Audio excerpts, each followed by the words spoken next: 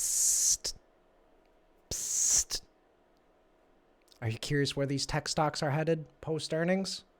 If so, watch this Weenie Trades YouTube video, and I'm going to be talking about Amazon, Apple, Facebook. I'm going to talk about the DWAC Pump after hours, and then I'm going to be talking about where I think the S&P might be headed. So let's get right in the video. Amazon absolutely murdered post-earnings. Poor Amazon. I felt really bad. Keller was saying his buddy that works at Amazon was not feeling too well, and he was a little bit sad. My heart goes out to the Amazon employees. Amazon stock down 12.6%. And boy, if you're in Amazon stock, hey, don't feel bad. At least you're not in TTCF, Tattooed Chef, and you're down $626,000 like some YouTubers. Oh boy, you know, technical analysis is very important. And that's why I like to preach technical analysis and use it in these Weenie Trades videos. So back to Amazon over here, you know, at least it's not, you know, something like Tattooed Chef, but it's still getting clapped. So if you were a Weenie Trades member, actually, you were able to see this ahead of time. So if we actually go over to the members only page, I was trying to alert my members, hey, Amazon has a decent chance of actually getting clapped. And that's Backpack Trader over there. Go ahead and subscribe to them while you're at it. But if we go over to the membership tab, members only, I like to talk about the best setups possible. And most of the time I don't take a pre-earnings trade. It's usually more of a gamble. However, if I can give myself some time, I can give myself a greater probability of profit. So right here, I sold this Amazon 3010 credit spread. It expires in June, so June 3rd. And basically what this is saying is, hey, Amazon, I expect that you'll be beneath $3,000 a share by June 3rd. And if so, give me the full credit of $396. Since it's a $10 wide spread, my maximum risk is just over $600. It's about $604. Why would you risk $604 just to make $400?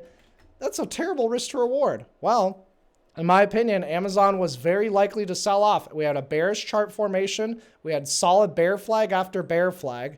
And we had a quadruple bottom. We were talking about this on stream and how, isn't that bullish? No, not in my opinion. If you test a level way too many times, eventually that level gets broken, whether it be through earnings or through an intraday liquidation break.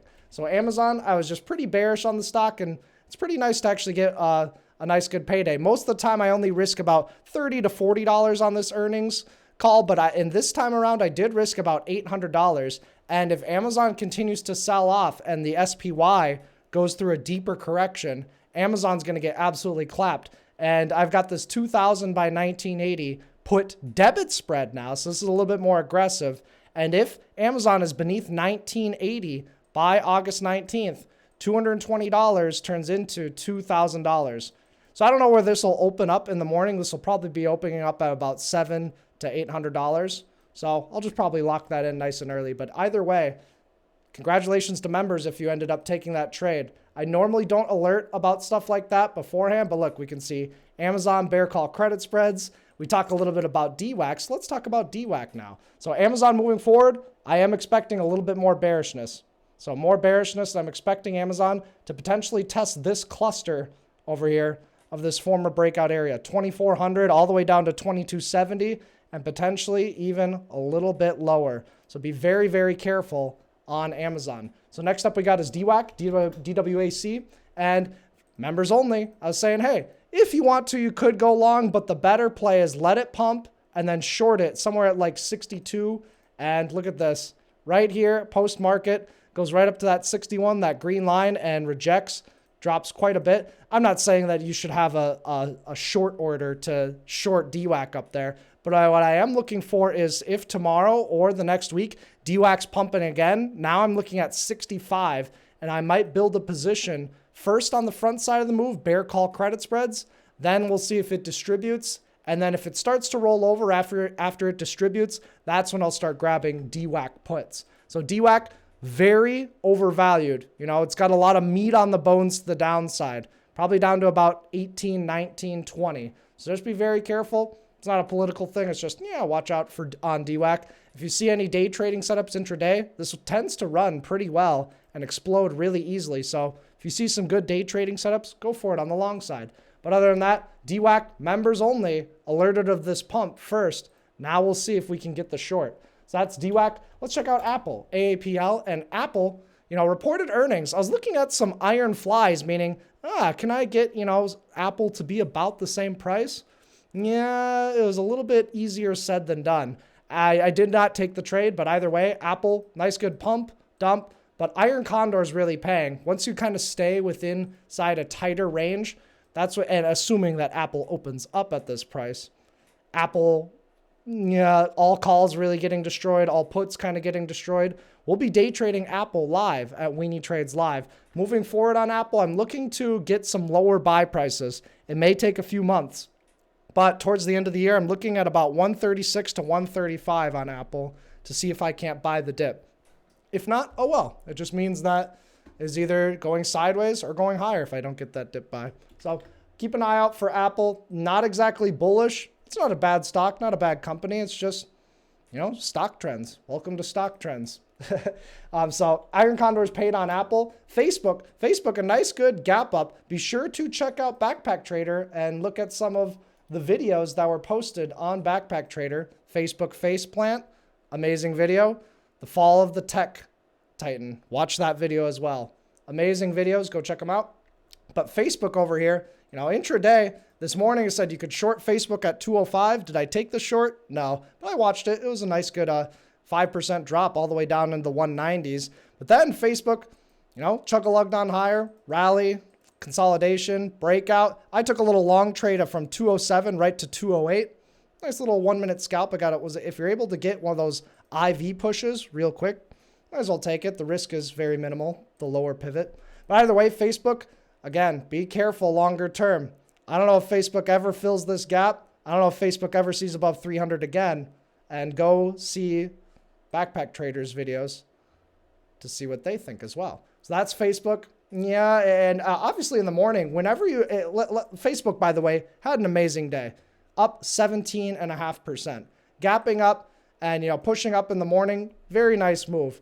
If you happen to be in call options beforehand, which I don't suggest all the time, I mean, you can take pre-earnings trades as long as you know your risk, you know your reward, you fully understand the option strategy. But on the option strategy, options, went from, $160 and at the open today, they're about $400. And I was just saying, be sure to join our Discord.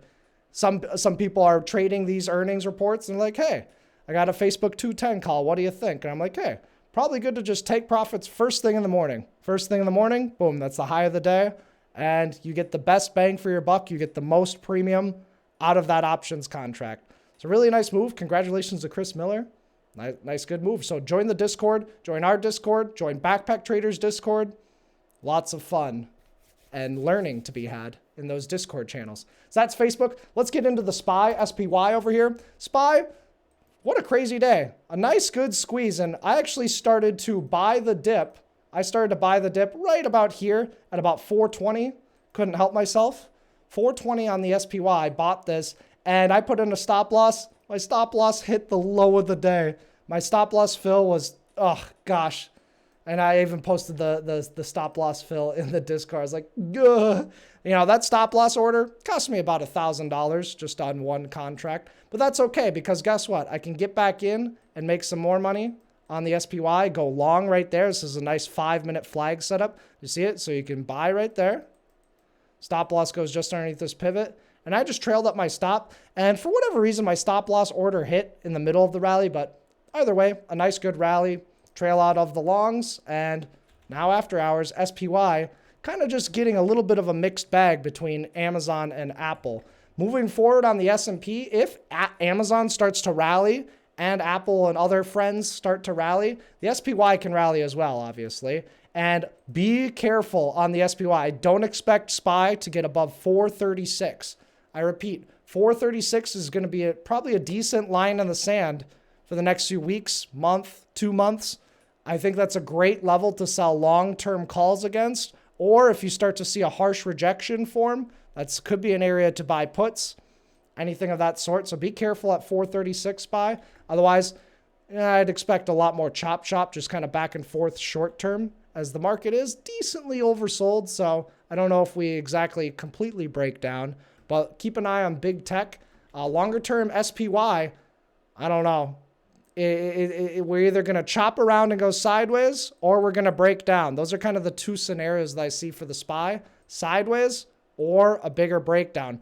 I would be very surprised if we broke the highs. If we did, I'll be giving more updates, but stay tuned for those. But overall S&P, I expect it could test this former breakout area. I wouldn't be surprised. It would be terrible. There would be turmoil in the streets. But I'd expect the SPY to potentially test this 340 level down here, the former breakout area from pre-COVID highs. That would be an extreme case. That would be an area where I'm going to be starting to buy the dip, hands over fist. And you're definitely not going to be wanting to tune into Weenie Trades live if that scenario is happening. So be careful.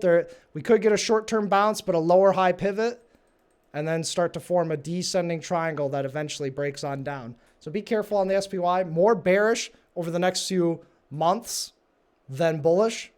However, there will be short-term bounces that we'll reevaluate at Weenie Trades live. So that's my thoughts on the SPY moving forward. And be sure to join Backpack Trader. I can't say it enough. It's a lot of great stuff coming out of over there.